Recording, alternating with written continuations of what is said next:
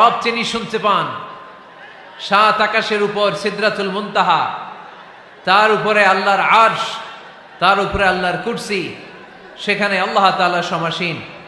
এই আরশের উপর থেকে আল্লাহ তাআলা জমিনের অতল গহ্বরে, কোন জঙ্গলে, কোন গুহার ভিতরে কোন পিপিলিকাও যদি হেঁটে যায়, আল্লাহ বলে এত উপর থেকে ওই পিঁপড়ার হেঁটে চলার পায়ের আওয়াজটাও আমি আল্লাহ শুনতে পাই।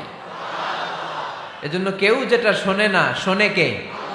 কেউ যেটা দেখে না দেখে কে? কেউ যেটা পারে না পারে কে? আওয়াজ করে বলেন, আল্লাহ কি আমাদের কাছে না দূরে? আমার বাবা মা আমার যত কাছে, তার চাইতো আমার বেশি কাছের কে? আমার স্ত্রী আমার যত কাছের, তার চাইতো আমার বেশি কাছের কে? আমি আমার যত কাছের, তার চাইতো আমার বেশি কাছের কে?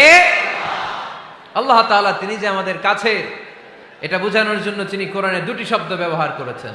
আওয়াজ করে